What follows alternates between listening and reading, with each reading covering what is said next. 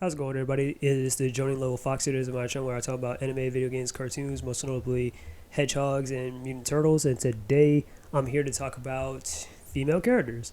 So if you read the title of the video, you kind of know what this is about. So I'm going to just give you my take or my little input about modern day females or female characters and stuff, and what do I think about it, and how I think it can be done better. Or I'm going to give some examples of characters that in my opinion, are some pretty good characters and whatnot. But first off, when I start with the good, I like to start with the bad.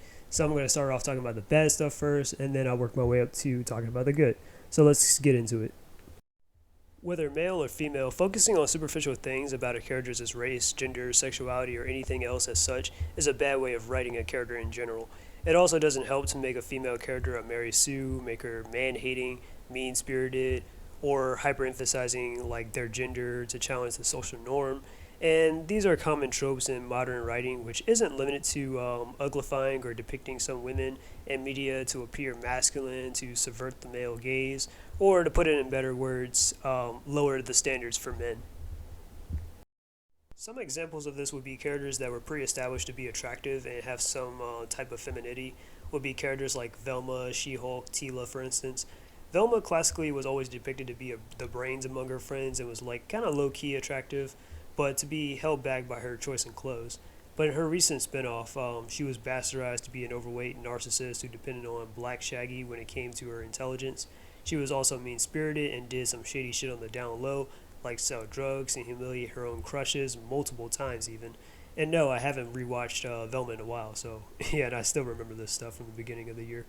Then there's Tila, the daughter of the sorceress and man-at-arms. For some reason, looks like an androgynous, muscle-bound female with a shaved head on the side and mastered universe revelations. It was kind of bad enough that she kind of belittled her own best friend who sacrificed himself to save the universe. Instead, she fixated on the fact that he kept a secret from her about being He-Man. Unfortunately, we followed this character for the entirety of the first two seasons, while He-Man either dies, gets humiliated, or has to take a backseat, even though he's the titular character.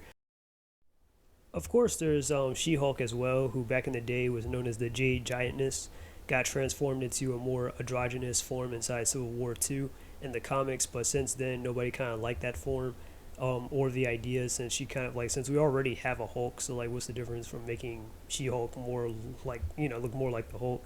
And then on top of that, it's kind of out of character for her in the first place. But Marvel had to save face by changing her back, and then around that time, they had to, the show was releasing last year, where instead of going the route of using body paint like they did with Mystique, Marvel Studios decided to CGI her design, which they were on the fence about already for overworking their visual effects artists. But looks aside, the character is a try-hard Deadpool, which I know She-Hulk came before Deadpool, but she's a try-hard Deadpool who shits on her family for trying to help her and doesn't learn from her own consequences because of plot armor. So I think making a character, especially your protagonist, unlikable and unappealing never works out for the best. But that's not to say that there isn't a way of writing a female character or there aren't already any like good ones. So yeah. And note to self how some of the examples that I've been using have been more so of characters that have been like, well, sabotaged and stuff like that because of, well, most of the characters that have been sabotaged or the most talked about are characters that have been like changed around that weren't like that were originally one way, but then got changed to another way. Like you have some examples like HBO Max Velma, Revelations Tila, Amber from the Amazon Invincible, Twindell from Mortal Kombat 11, or Loose Lane from My Adventures of Superman. But of course there are some original terrible characters as well, like Ray Palpatine, Reva, Captain Marvel, Chronica, Devora, Jenica, Spider-Gwen in my opinion, Cinder, so on and so forth. So those are just some of my examples, And I think it's like that quote, I believe J.R. Tolkien has said, but evil cannot create, but can only destroy. And that's what they've done with these characters, is take something that's already been created and destroyed them. Am I right or am I wrong? You tell me down below. Alright. Now, what makes a good female character? Alright, I think what makes a good female character is simply making a character who's supportive, likable, relatable, and maybe even a little quirky. And that's not to say that a character has to be perfect or has to be the robotic housewife just to be interesting.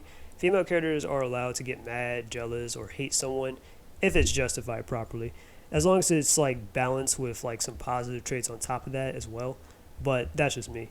Even when it comes to like characters that are sexualized compared to the ones who are not, as long as like there's some level of like depth to their character and some like kind of like charm fans can like get behind a character like that, then that's cool.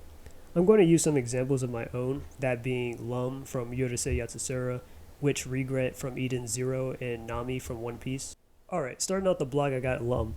Lum, at first, believe it or not, was created to be a one-off character for Yorosei Yatsura, but since she was kind of received better than the original heroine Shinobu by fans, Lum kind of took over her placement and became the main love interest to the protagonist Otaru Morobashi.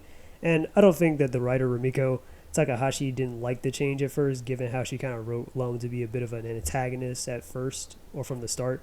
But I guess Lum might have grown on her, but ever since, Lum became more likable, not only after that, but where she's more energetic, positive, and very talented. Of course, she has her flaws, like being a little bit of a control freak, short-tempered, spiteful, even like attacking Ataru for bad reasons sometimes, good reasons sometimes, or stuff that he probably knew wasn't going to end well. But outside of that, her only level temper, she does have like some stand-up friends except for Ren. She's the most hottest girl in school and part with the school nurse, and being an alien with access to higher education, she's smarter than and more skilled than your average human. It's just that she just doesn't like rub it in though. But I don't know what guy wouldn't be into a tiger stripe bikini girl with long hair shouting Ohio at the start of the day. But hey, that's just me. But anyways, these are some things that I think makes Lum a pretty good character.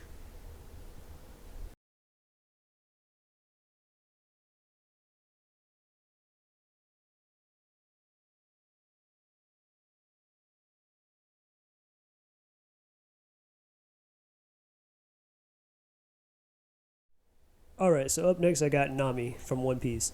Nami is one of the most notable female characters up there with her crewmate Nico Robin and the one of the seven warlords of the seas, Boa Hancock, in the One Piece series.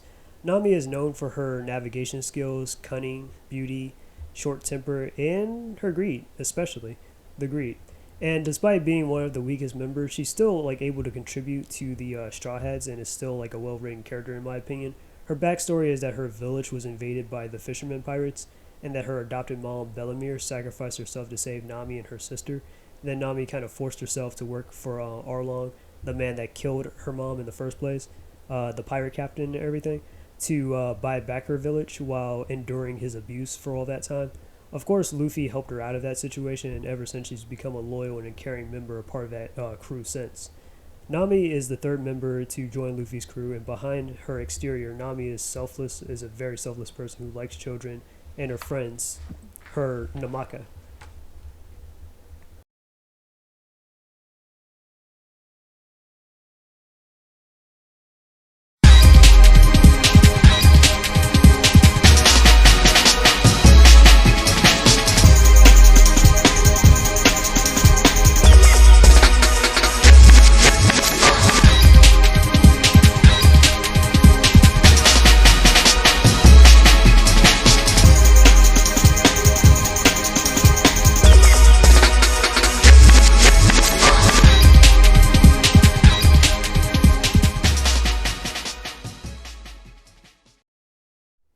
Alright, last but not least, of course, I added one of my personal favorites to this list, and that is Witch. Witch is not the deuteragonist or even the tritagonist of Eden Zero, the series, but she is one of the most powerful and one of the most important members part of Shiki's crew. Witch is in charge of defending the Eden Zero ship and sometimes acts as the co-leader to the crew. Usually, Witch does look for like alternatives or ultimatums whenever the crew is in a tough situation, like how she kept tabs and recruited one of their former enemies, Laguna, since his powers can benefit the team, which also acts as a voice of reason, having a good understanding of humanity despite being an android herself, and can also be a good mentor as well. But don't get it twisted. I mean, Witch can still get serious when she needs to, if the crew is ever in danger or if Eden Zero is ever threatened, and she'll definitely make the preparations in any case. Outside of that, Witch is nice, loyal, virtuous, respectful to the people around her and everything. She's a likable character. Her only flaw is probably just being a little bit too submissive and a tad naive. And to top everything off, she's very sexually appealing to look at. I mean, am I wrong?